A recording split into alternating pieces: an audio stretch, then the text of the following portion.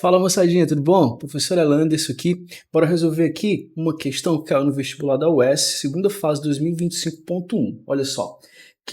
Primeira questão aqui da prova de gabarito 1. Ela diz o seguinte: durante uma aula de física sobre os princípios de indução eletromagnética descobertos por Michael Faraday e formulados na lei de Faraday-Lenz, o professor realiza um experimento em que um ímã é movido para dentro e para fora de uma bobina conectada a um galvanômetro.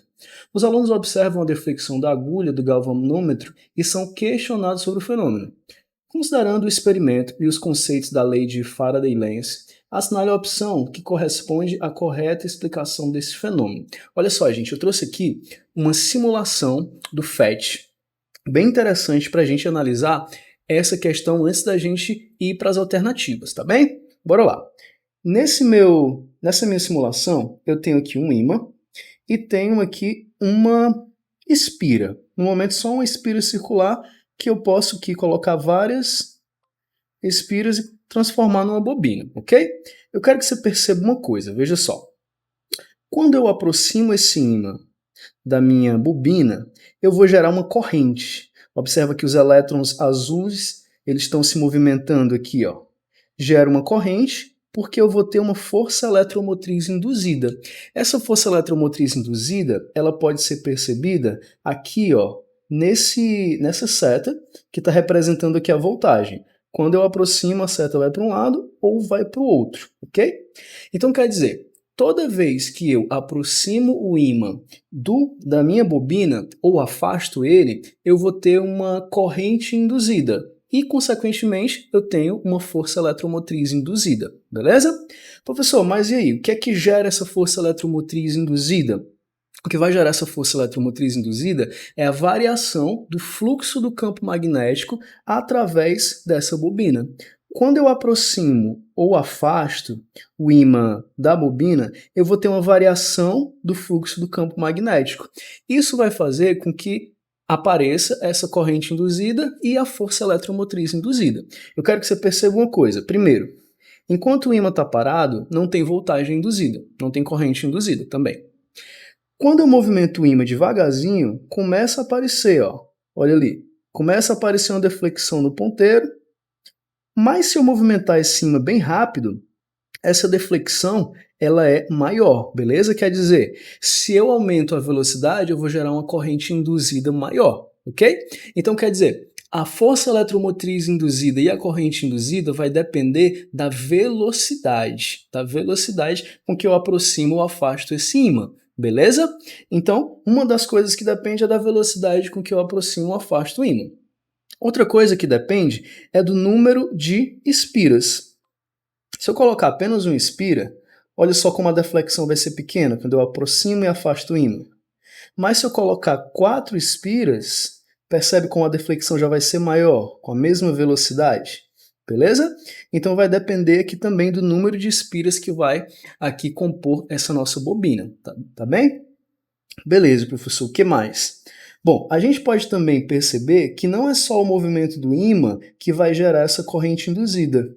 Eu vou ter também que o movimento da bobina, olha só, pode gerar uma corrente induzida também. Então o que é importante é o movimento relativo, seja o ímã se movimentando ou seja a bobina aqui se movimentando, beleza? Ok, então assim, essa simulação é bem interessante para a gente entender qual foi esse experimento que o professor da questão propôs, e agora a gente pode ler as alternativas. Primeira alternativa, letra A. A força eletromotriz induzida na bobina é diretamente proporcional ao quadrado da velocidade com que o ímã é movido e não depende do número de espiras. Bom, te mostrei nesse instante que depende do número de espiras, então essa está errada. E assim, não depende do quadrado da velocidade, depende da velocidade, beleza? Já já eu vou te mostrar isso melhor aqui na tela. Então essa primeira está errada, vamos para a B. A corrente induzida na bobina dá origem a um campo magnético que se opõe à variação do fluxo magnético que o gerou, conforme previsto pela lei de Lenz. Pessoal, isso é verdade. Eu vou tentar escrever aqui na tela para te mostrar, olha só. O que é que vai acontecer aqui? As linhas de campo, elas vão sair aqui do Polo Norte, vou desenhar algumas linhas de campo ó, desse ímã, e elas vão ali em direção ao Polo Sul, beleza? que acontece? Quando eu vou aproximando esse ímã, o fluxo do campo magnético, ou seja, o número de linhas de campo que passa por dentro da bobina, ele vai aumentando. Então, o que acontece? A bobina vai gerar aquela corrente induzida, tá certo? E essa corrente induzida, ela vai aqui criar um campo magnético induzido que se opõe a esse aumento. Ou seja, um campo magnético que se opõe, ele vai ser um campo no outro sentido, ó. No sentido contrário. A gente sabe que uma corrente elétrica, uma carga em movimento, ela gera um campo magnético ao redor. Então, quando aparecer essa corrente induzida, vai ter também um campo magnético induzido que vai se opor aqui a esse campo magnético do ímã, tá bem? Então, de fato, essa alternativa B está correta. É o nosso gabarito, inclusive. Vamos para a alternativa C, para ver o erro. Se o ímã for mantido em repouso em relação à bobina, a força eletromotriz induzida será máxima. Já está errado. A gente viu que para haver força eletromotriz induzida, precisa haver um movimento relativo. Se os dois estiverem parados, ali, um em relação ao outro, eu não vou ter essa força eletromotriz induzida, nem corrente induzida e nem campo magnético induzido. Não vai ter nada. Beleza? Então está errado. Letra D. A polaridade da tensão induzida depende exclusivamente da direção do campo magnético do ímã e não depende do movimento relativo entre o ímã e a bobina. Pessoal, depende sim do movimento relativo. Olha só. Como assim depende do movimento relativo? Se eu aproximo o ímã ou afasto, percebe que a polaridade da voltagem ela vai mudando. Ora é positivo, ora negativo. Mesma coisa vai acontecer quando eu afasto ou aproximo a bobina. Então, de fato, essa polaridade, voltagem positiva ou negativa, vai depender aqui desse movimento relativo, como eu estou te explicando, tá bem? Então, a alternativa D errada e, de fato, a gente fica nessa questão com a alternativa B, que é o nosso gabarito, como eu já havia falado, mas a gente aproveita para revisar aqui algumas coisas, tá bem? Deixa eu fazer uma última coisa aqui nessa questão, para te mostrar aqui. Professor, lá no início, você disse que esse campo, essa corrente induzida, né? Esse campo magnético induzido, ele vai depender da velocidade, não do quadrado da velocidade. Como é que a gente prova isso? É porque é o seguinte, ó, lá da lei de Faraday-Lenz, a corrente induzida não, né? A força eletromotriz induzida, ela vai ser igual a menos a variação temporal do fluxo do campo magnético, beleza? Esse menos é porque, assim, o campo magnético que vai aparecer é contrário a esse que eu te mostrei naquela hora, então por isso que vai aparecer o menos. Beleza.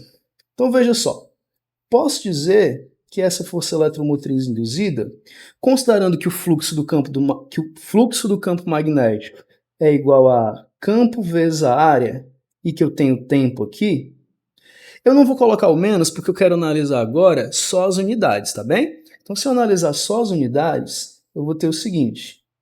Unidade do campo magnético, Tesla. Unidade de área, metro quadrado. Unidade de tempo, segundos.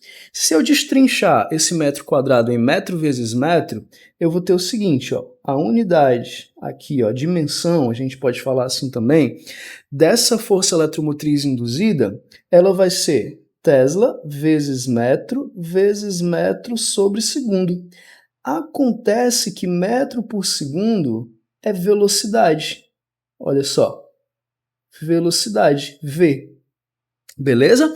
Então, assim, daqui a gente pode perceber, através de uma análise dimensional, que a força eletromotriz induzida ela é proporcional à velocidade, não proporcional ao quadrado da velocidade. Senão aqui ia aparecer metro por segundo, todo mundo ao quadrado, os dois ao quadrado. Não é o que acontece, tá bem? Então a gente fecha essa questão com essa explicação aqui por último. Alternativa B, nossa resposta. Te espero nas próximas questões. Valeu!